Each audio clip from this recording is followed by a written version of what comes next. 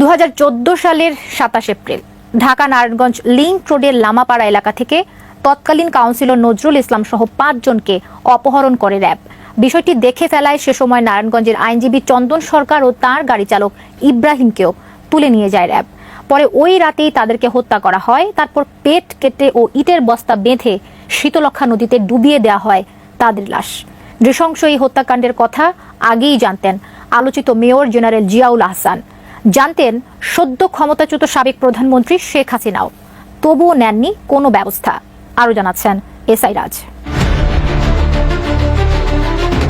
নারায়ণগঞ্জে আলোচিত 7 খুনের ঘটনায় পুরো দেশ তোলপাড় হলেও 10 বছরেও ওই মামলার বিচার কাজ শেষ হয়নি।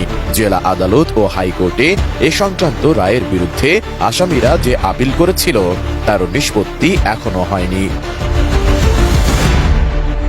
ঘটনাটি ঘটে 2014 সালের 27 এপ্রিল।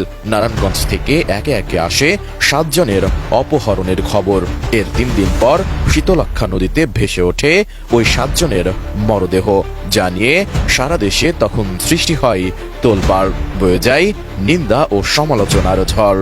এর 1 সপ্তাহ পর ওই ঘটনায় র্যাব 11 এর অধিনায়ক তারেক সাইদ সহ 3 ঊর্ধ্বতন কর্মকর্তার সংশ্লিষ্টতার তথ্য প্রকাশ পায়। টাকার বিনিময়ে হত্যার অভিযোগ ওঠে। মামলার তদন্ত সংশ্লিষ্ট সূত্রে জানা যায়, 7 জন অপহৃত হওয়ার পর যখন র্যাবের বিরুদ্ধে অভিযোগ ওঠে তখন ঘটনার ছায়া তদন্ত শুরু করে র্যাব সদর দপ্তর।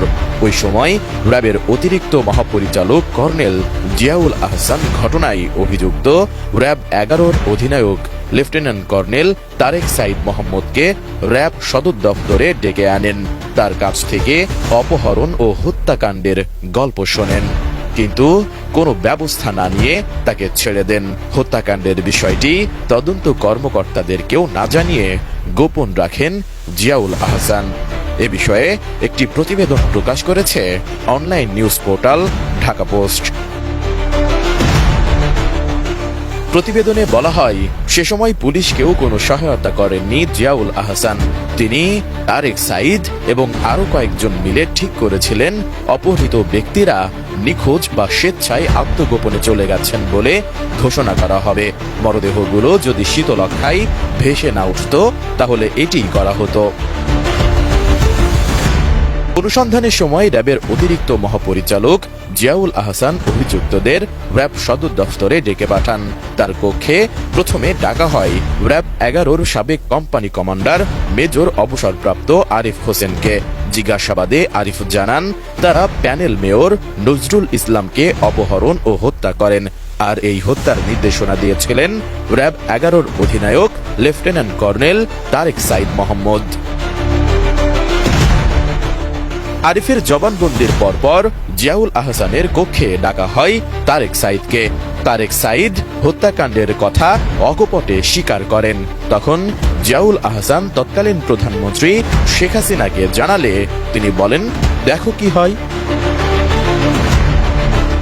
খুনের কথা জেনেও জিয়াউল আহসানকে কাউকে গ্রেফতার বা কোনো ধরনের নির্দেশনা দেয়নি শেখ হাসিনা। যেহেতু প্রধানমন্ত্রী কোনো নির্দেশনা দেননি, তাই এ বিষয়ে আর কেউ মুখ খোলেননি। তবে হত্যার 3 দিন পর শীতলক্ষা নদীতে 7 জনের মরদেহ ভেসে উঠলে একে একে গ্রেফতার হন র্যাবের অভিযুক্ত কর্মকর্তারা। বিচার কার্যক্রম শেষে ঘোষণা করা হয় রায়ও। তবে আড়াল রয়ে যায় হত্যাকাণ্ডের চাঞ্চল্যকর তথ্য। এদিকে 7 খুন মামলার তদন্ত চলার সময় তৎকালীন নারায়ণগঞ্জের সংসদ সদস্য শামীম ওসমানের সঙ্গে 7 খুনের প্রধান আসামি নূর হোসেনের একটি ফোনালাপ ফাঁস হয়। 104 সেকেন্ডের ওই ফোনালাপটি ফেসবুক সহ বিভিন্ন সামাজিক যোগাযোগ মাধ্যমে ছড়িয়ে পড়ে। ঘটনাটি ভিন্ন খাতে প্রভাবিত করতে জিয়াউল আহসান সেই ফোনালাপ ফাঁস করেন বলে তখন অভিযোগ ওঠে। ভাই আপনি আবার বলি, আমার অনেক ভুল আছে ভাই, আপনি আমার বাপ লাগেন ভাই, আপনি আমি অনেক ভালোবাসি ভাই। খবরটা পাঠিয়েছিলাম না, পাঠিয়ে ভাই আপনার অনেক ভালোবাসি ভাই, আমার পুরাটা শুধু মেরে দেবো ভাই, আমার কান্দে ফোন দিলে ভাই। তুমি এত চিন্তা করো না, সময় দাও, আর তুমি বলে একটু গৌরদলের দেখা করে আসো না। ফোন কলে আড়িপাত্তা সহ গুম খুন হত্যার অভিযোগে বর্তমানে ডিবি পুলিশের রিমান্ডে আছেন র্যাবের সাবেক কর্মকর্তা সেই জিয়াউল আহসান। গত 15 আগস্ট বৃহস্পতিবার রাতে তাকে গ্রেফতার করা হয়। কোটা আন্দোলনের সময় নিউ মার্কেট এলাকায় হকার শাহজাহান হত্যার ঘটনায় তাকে গ্রেফতার দেখানো হয়েছে। ধারণা করা হচ্ছে তার বিরুদ্ধে আরো মামলা হতে পারে। 2009 সাল থেকে 2015 সাল পর্যন্ত দেশে যে কয়টি নিখোঁজ ও গুম খুনের ঘটনা ঘটেছে তার অধিকাংশের সঙ্গেই জিয়াউল আহসানের জড়িত থাকার গুঞ্জন রয়েছে।